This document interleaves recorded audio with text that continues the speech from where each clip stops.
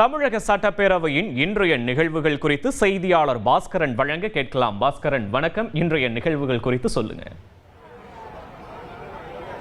தமிழக சட்டப்பேரவை இன்று காலை 9:30 மணிக்கு கூடியது. முதலில் வினாக்கள் விடைகள் நேரம். சட்டமன்ற உறுப்பினர்கள் எழுப்பும் கேள்விகளுக்கு துறை சார்ந்த அமைச்சர்கள் பதிலளித்து வருகிறார்கள். கார்த்திகேயன் சட்டமன்ற உறுப்பினர் அவர்கள் கேள்வி எழுப்பினார். தமிழில் அர்ச்சனை என்பது அனைத்து கோயிலும் இந்து சமய அறநிலையத்துறைக்கு சொந்தமான கோவில்களில் தமிழில் குடமுழுக்கு விழா நடத்தப்படுமா என்பது குறித்தான கேள்வியை முன்வைத்தார்.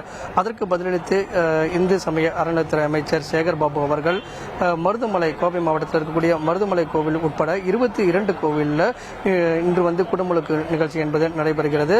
தமிழில் அனைத்து கோயில்களிலும் அந்த அர்ச்சனை செய்வதற்குண்டான நடவடிக்கைகள் தொடர்ந்து மேற்கொள்ளப்பட்டு வருவதாகவும் அமைச்சர் தெரிவித்தார். அதே போல காட்டுமன்னார் கோவில் இருக்கக்கூடிய சுற்றுலா ஆய்வு மாளிகை என்பது சீரமைக்க பிரைவேட் லிமிடெட் கம்பெனி ஆரம்பிக்கலாமா இல்ல பார்ட்னர்ஷிப்ல ஆரம்பிக்கலாமா? எது கன்ஃபியூஷன்? ஒரு எக்ஸ்பர்ட் கிட்ட பேசிரோம். எப்படி பாஸ் வாலா